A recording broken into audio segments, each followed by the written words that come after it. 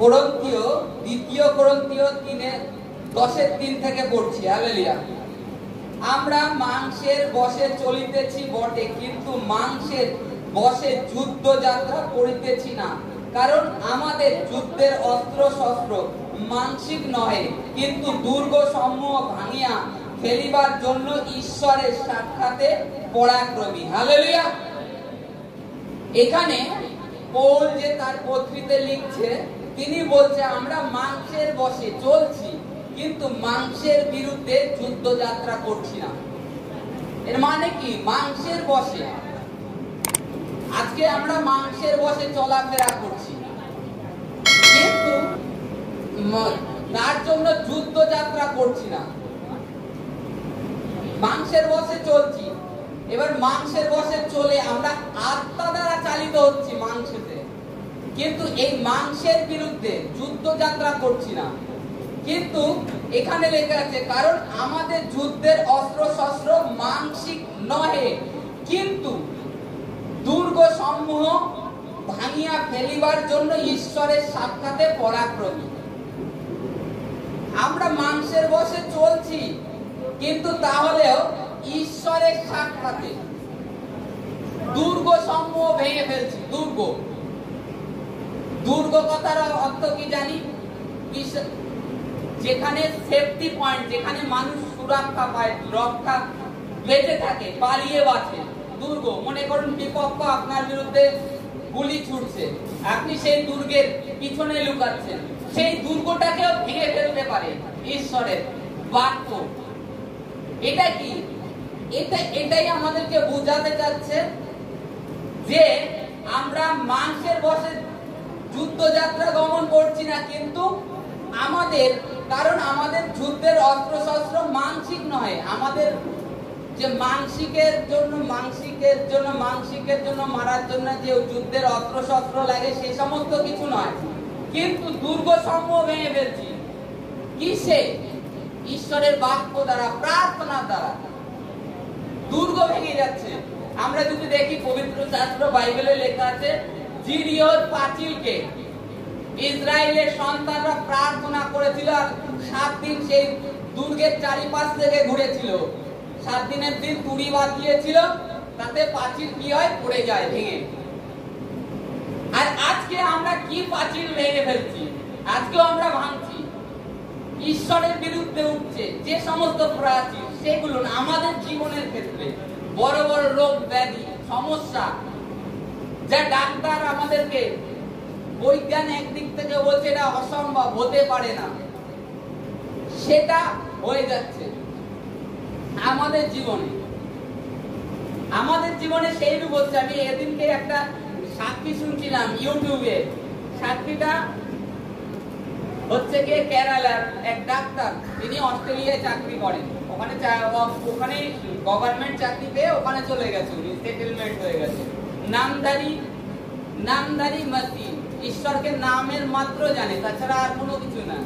ঈশ্বরের সন্তান, ওই জন্মগত যে উপাধি লেগে থাকে সেটাই আছে, কিন্তু কোনোদিন ঈশ্বরকে তারা ডাকে না, আরাধনা করে না। সে একজন ডাক্তার।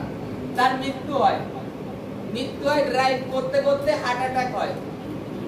হার্ট অ্যাটাক হয়ে যাওয়ার পরে 85 মিনিট ধরে তিনি মৃত্যুতে ছিলেন। 85 মিনিট তার মধ্যে কোনো প্রাণ ছিল না। আর বৈজ্ঞান এটা জানে ভালো করে, 4 মিনিট যদি আমাদের যে হার্ট থেকে রক্ত সার্কুলেট ব্রেনতে, মস্তিষ্কে না পৌঁছায়, তবে আমাদের সমস্ত শিরা কাজ করা বন্ধ করে দেয়, কাজ করে না। আমাদের ব্রেনতে যত 4 মিনিট অবধি যদি রক্ত না পৌঁছায় 4 মিনিটের মধ্যে, সেই ব্রেনের সমস্ত শিরা কাজ করা বন্ধ করে দেয়। আর সেই ডাক্তার, ঈশ্বর তার জীবনে মিরাকেল করেছে।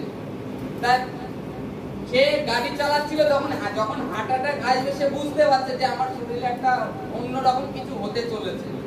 তখন মনের থেকে একটা সাড়া পায় যে সাইডে সামনে কিছুটা এগিয়ে যায়, ক্লিনিক আছে, সেখানে নেমে যা। ওখানে নেমে ওখানে ঢুকে যায়।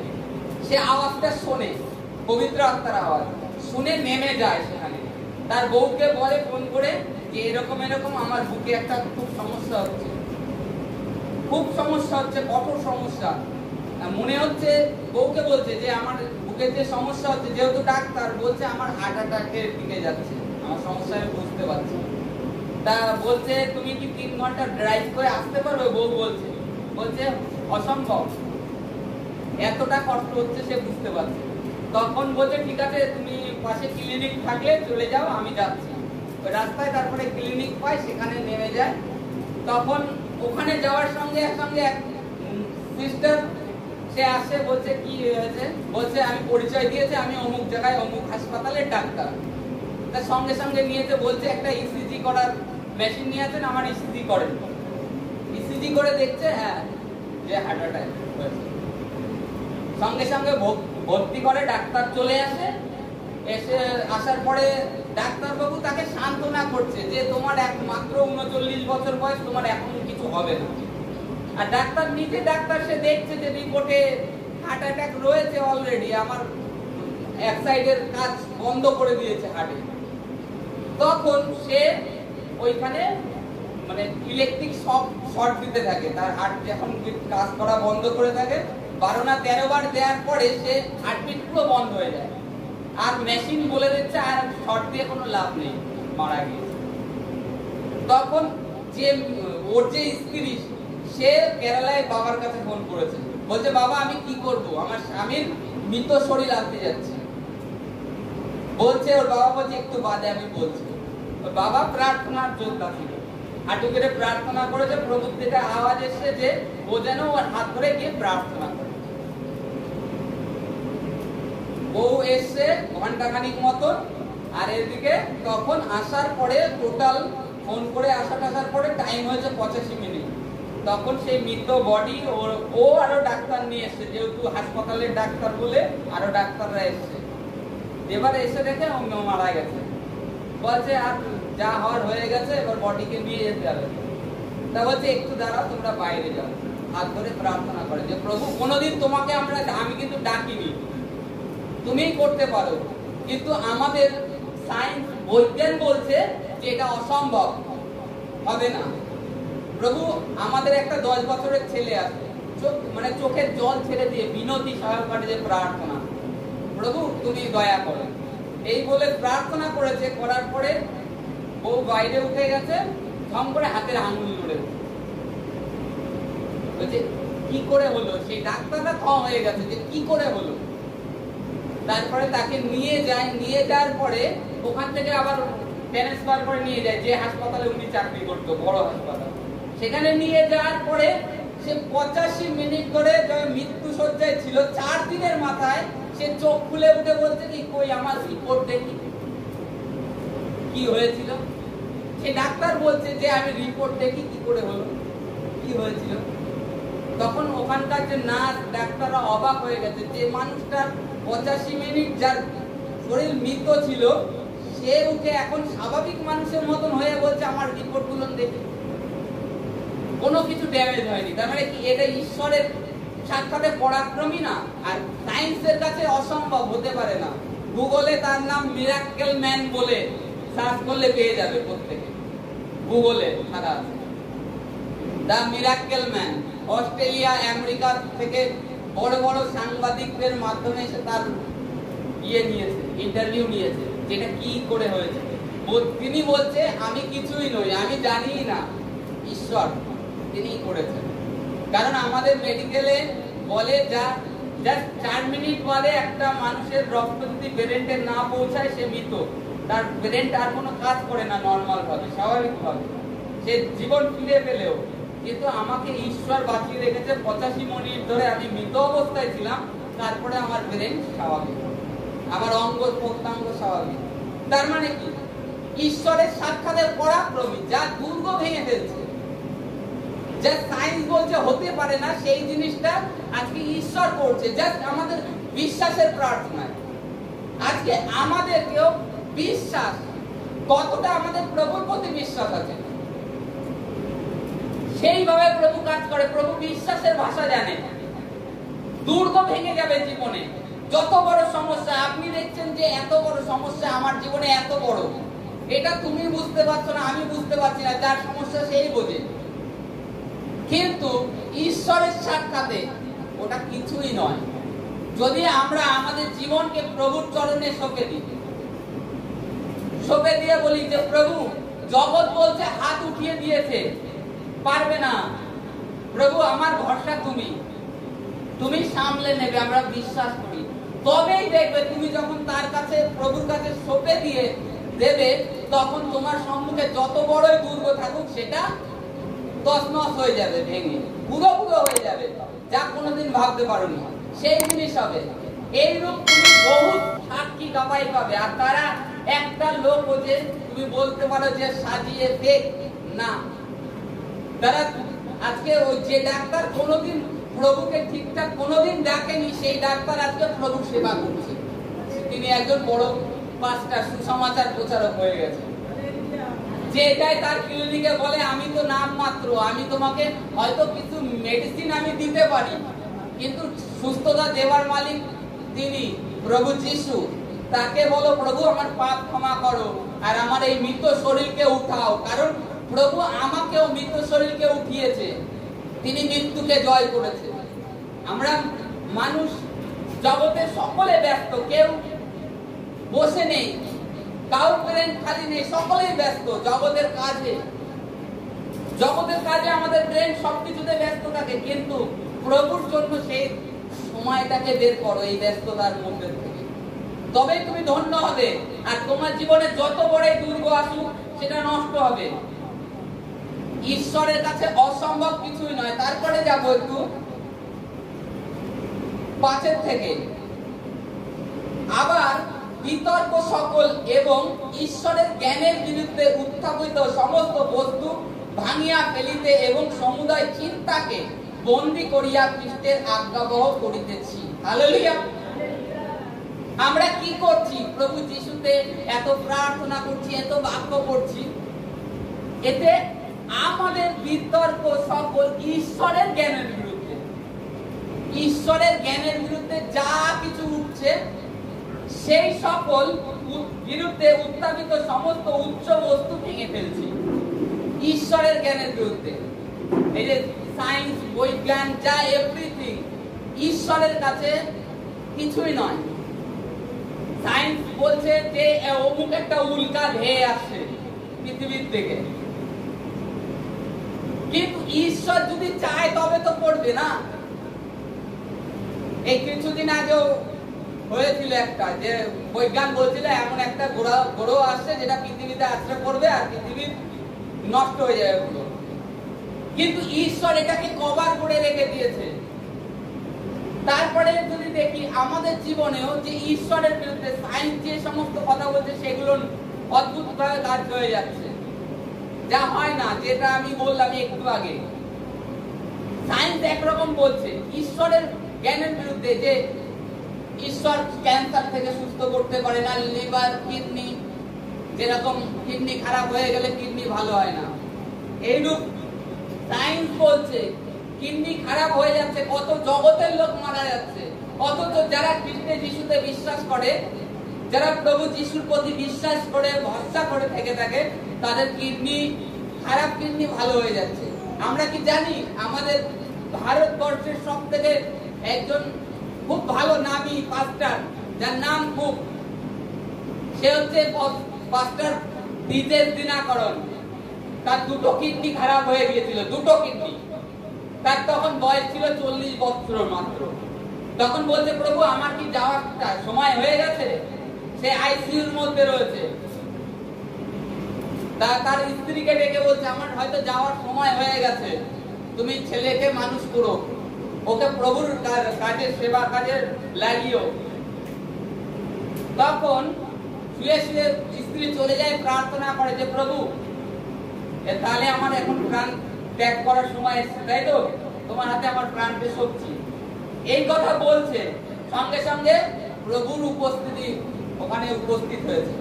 প্রভু এসছে, সে দেখছে যে প্রভু এসছে, এসে বলছে তোর এখনো সময় হয়নি, তোকে তো আমি মানে নিচের থেকে এবার উপরে তুলবো। তুই এতদিন কি দেখেছিস, মানে ঈশ্বরের রাজ্য কতটা দেখেছিস, এবার তোকে আমি দেখাবো ঈশ্বরের রাজ্য, কারণ তুই আমার অতি বিশ্বাস্ত দাস। প্রভু সেই মুহূর্তে তার দুই পেটে হাত দেয় হাত দেওয়ার সঙ্গে সঙ্গে তার কিডনি সেখানে জায়গায় ভালো হয়ে যায়। পরে ডাক্তার এসে চেক করে তার যে কি করে হলো, অসম্ভব। সব থেকে বড় পুলিশ আজকে ভারতবর্ষের জিতেশ কল মিনিস্ট্রি। ইউটিউবে ওই সাক্ষী গাবাই শুনে দেখো যে কি বলছে। এগুলো কি সায়েন্সের বিরুদ্ধে। ঈশ্বর যেটা করেন, দুর্গ ভেঙে দেন, ঈশ্বর দেখান যে দেখ আমি কি করতে পারি। আর জিতেশ দিনাকরণ এমনই লোক ছিলেন, সকালবেলায় তিনি অফিস যেতেন আগে হাঁটু গেড়ে প্রার্থনা করছে যে প্রভু আমি যাচ্ছি। আসতেন, এসে হাত পা ধুয়ে প্যান্জামা ছেড়ে আগে প্রভুর কাছে নত হয়ে আগে প্রার্থনা করতেন যে প্রভু তুমি নিয়ে এসছো, সুন্দরভাবে চালিয়েছো। আর তিনি ব্যাংকে চাকরি করতেন, সুন্দরভাবে নিয়ে এসছো। বাড়িতে সবসময় ফ্যামিলি আর মানে পরিবারের সকলকে নিয়ে প্রার্থনায় বসতেন। প্রভুকে জীবন সঁপে দিয়েছিলেন। মেয়ে মারা যায় তার, তাও নিরাশ হয় না সে। তা প্রভু তার জীবনে কাজ করবে না, তা কার জীবনে কাজ করবে? কারণ প্রভুর প্রতি তাদের বিশ্বাস। আজকে এইরূপ হবে, আমরা যদি আমাদেরকে সঁপে দিই তবেই ঈশ্বরের জ্ঞানের বিরুদ্ধে যা কিছু বস্তু উঠবে সেগুলো আমরা ভেঙে চূর্ণ করতে পারবো। তারপরে এটা বলছে এবং সমুদায় চিন্তাকে বন্দী করিয়া খ্রিস্টের আজ্ঞাবহ করছি। আমরা কি করছি? এই আজকে এই যে প্রার্থনা কেন্দ্রে এসেছি আমরা, এত কাজের মধ্যে, এত ব্যস্ততার মধ্যে সেই সময়টা করে এসেছি। আসার কারণ কি? সমস্ত চিন্তাকে বন্দী করে দিয়েছি খ্রিস্টে বন্দী করে দিয়ে খ্রিস্টের আজ্ঞাবহ করিতেছি। খ্রিস্টের আজ্ঞাবহ আমাদের যে শারীরিক মানসিক অভিলাষটা, সেই অভিলাষটাকে খ্রিস্টের আজ্ঞাবহ করছি। সমুদায় চিন্তাকে খ্রিস্টে বন্দী করে দিচ্ছি আমরা, যে খ্রিস্ট সামলে নেবে। চিন্তা করলে, ভাবনা করলে আমাদের কোনো লাভ নেই। আমাদের একটা চুলকে সাদা ও কালো আমরা করতে পারি না, বাক্যে লেখা আছে, করতে পারি না। এই কারণে আমাদের যে চিন্তা খ্রিস্টে বন্দী করে দিচ্ছি। আমাদের চিন্তা কি? একটু পেটে ব্যথা হলে, পেটে ব্যথা কেন হচ্ছে? এটা কিসের ব্যথা? টিউমার না তো? টিউমার না তো? এই মাথা যন্ত্রণা কেন হচ্ছে? কেন হচ্ছে? আমার মাথার মধ্যে হট করে যন্ত্রণা, এই সমস্ত আজে বাজে চিন্তা। বুকের ব্যথা কেন হচ্ছে? এইগুলো আমরা খ্রিস্টে বন্দী করার জন্য আজকে আমরা এই মণ্ডলীগুলোর সাথে একত্রিত হচ্ছি, খ্রিস্টের আজ্ঞাবহ করছি। আমাদের শারীরিক যে ভাবনা সেটাকে খ্রিস্টের আজ্ঞাবহ করছি, যাতে আমরা এই মন্দ যুগ থেকে খ্রিস্ট যিশুতে রক্ষা প্রাপ্ত হই। খ্রিস্ট যিশুতে আমাদের নিজেদের ভাবনায়, নিজেদের কর্মে আমাদেরকে আমরা নিজেরা রক্ষা করতে পারি না। যদি না আমরা খ্রিস্টে আসি, খ্রিস্টে আছি বলে আজকে আমরা প্রত্যেকে সুস্থ আছি, প্রত্যেকে ভালো আছি। যেইরূপ দেখুন, ভেবে দেখুন যে অনেকে মানসিক চিন্তায় ভোগে। অনেকে বলে যে বাড়িতে থাকলে আমার চিন্তা বাড়ে, চিন্তায় মানে চতুর্দিকে চিন্তা আমাকে চেপে ধরে। অথচ আমি প্রার্থনায় আসি, তখন আমার মধ্যে কিছু থাকে না। কারণ কি? এটা আমাদের যে মানসিক অভিলাষ, এই জগতের যে হাকিম শয়তান, যে সে আমাদের মধ্যে নানান রকম ভাবনা ঢুকিয়ে দেয়। তখন আপনাকে একটা নার্ভের রোগী বলে প্রমাণ করতে চায় জগতের ডাক্তারের কাছে। অ্যাকচুয়ালি নার্ভের রোগটা কি? শয়তান থেকে আসছে, শয়তান দিয়ে দিচ্ছে। সেই সমস্ত কিছু আমরা খ্রিস্টের আজ্ঞাবহ হয়ে আসছি, খ্রিস্টে নিয়ে আসছি। সমুদায় চিন্তাকে বন্দী করে দিচ্ছি যে প্রভু যিশু সামলে নেবে, যা দুর্গ সমূহ আমাদের জীবনে ভেঙে ফেলে, পাহাড় নষ্ট করে দেয়। আমরা মানসিক ভাবনায় আমাদের জীবনে যা কিছু হয় না সেটা করছে। হার্ট ব্লকেজ, আমাদের সামনে ওই যে সিস্টার রয়েছে মিতা, ওকে ডাক্তার একরকম বলেছিল, আজ থেকে প্রায় বছর হয়ে গেছে, যে 1 মাসের মধ্যে সে যেদিনকে গিয়েছে আরজি বলে সেদিনকেই তাকে ভর্তি করবে, সে খালি সাইডে গিয়ে প্রার্থনা করেছে যে প্রভু এখন আমি ভর্তি হব না, তুমি আমার সঙ্গে আছো। ডাক্তারকে বলছে আমার ছোট বাচ্চা, একটু মিথ্যা কথা বলেছে, বলছে একটু আমার ছোট বাচ্চা আছে, আমি 1 মাস বাদে এসে ভর্তি হব, এখন না। এসে কি করেছে সে এসে ঈশ্বরের কাছে প্রার্থনা করেছে যে ঈশ্বর আমি ভর্তি হব না, তুমি আমার ডাক্তার। আর আজকে 1 বছর হয়ে গেল যাকে সেই মুহূর্তে ভর্তি নিতে চেয়েছিল, আর সেই সিস্টার আজকে এখানে প্রার্থনায় এসে বসে রয়েছে। এটা কে করছে? ঈশ্বর করছে, কারণ সে নিজেকে খ্রিস্টের আজ্ঞাবহ করে নিয়েছে যে আমার জীবন মরণ খ্রিস্ট। সে যদি আমাকে বাঁচিয়ে রাখে তো পৃথিবীর এমন কোন শক্তি নেই আমাকে মেরে ফেলতে পারে। কারণ বাইবেলে লেখা আছে খ্রিস্ট শয়তানের মস্তক পদতলে চূর্ণ করে দিয়েছে অলরেডি। তা আজকেও সেই অধিকার আপনাদেরকে দিয়েছে, আপনারা নিজেকে আজ্ঞাবহ করুন। খ্রিস্টের আজ্ঞাবহ করলে দুর্গ নষ্ট হয়ে যাবে। আজ্ঞাবহ হলে দুর্গ। আর আমরা মাংসের বিরুদ্ধে যুদ্ধযাত্রা করছি না। মাংসের বিরুদ্ধে মানে কি? এই যে অনেকে বলে তোরা তো না খেয়ে খেয়ে উপোস করতে করতে তোদের তো হয়ে গেল। এই মাংসটাকে বসে রাখার জন্য, দমন করবার জন্য আমরা ফাস্টিং, উপবাস করি। তাই বলে এই মাংসকে নাশ করবার জন্য নয়, এই মাংসকে আত্মা দ্বারা চালিত করার জন্য আমরা ফাস্টিং করি, উপবাস করি, প্রার্থনায় থাকি। এই জিনিসটা সকলে বোঝে না, এক একজনের ভাবনা এক এক রকম আছে। তা অতএব আমাদেরকে খ্রিস্টের আজ্ঞাবহ হতে হবে, তবে আমাদের জীবনে যত বড় দুর্গ থাক সমস্ত কিছু চূর্ণ হয়ে যাবে। Hallelujah, hallelujah.